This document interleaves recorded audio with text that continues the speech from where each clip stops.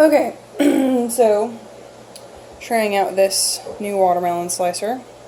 It has actually been working pretty well. I've done the first half of the watermelon. Fair warning, mine is stupid ripe, like way, way ripe, to the point where I started cutting it and it just cracked the rest of the way open without any more pressure on my part. So, and this is the plate of watermelon that I got off of just half of a watermelon. Very, very, very, very ripe. Here's some juice that I poured out of it when it cooled at the bottom. Okay. So, actually using this thing though, there weren't any real manuals that came with the package. As you can see, it was incredibly simple. All that it contained was the actual slicer itself, nothing else. Otherwise, no instructions, no anything, no how-to videos, no anything. So, I sort of winged it with the first half to see how it went. What I have discovered is this is not a blade and is not useful for going this way first. It's much, much easier to try and cut everything with this little tiny bar. So I just go this way first. And go all the way down.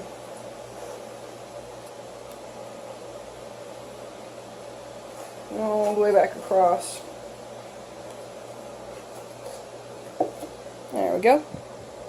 And then when you're done, you can use the tines to pick it up after you slice it out some more. So I like to, there we go.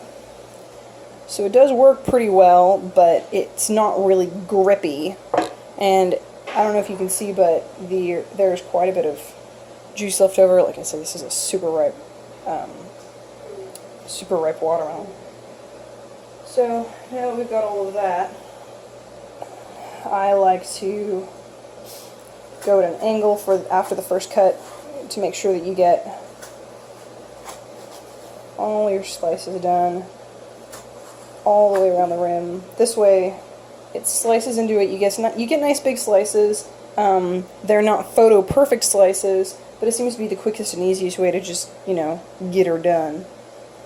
And you just keep mounding things up. And if you wanted to, you could always just take out each individual piece as you go and get whole pieces, but I've got little toddlers, so it's probably easier for us that it's in smaller pieces, so I don't mind just slicing a couple of times and then just keep going and do cross slices and whatever else. But it does get all the way down to the rind, and I'm left with a humongous puddle underneath my watermelon. As would happen normally, I can just keep it all in there, and then when I want to take out the rest of the watermelon,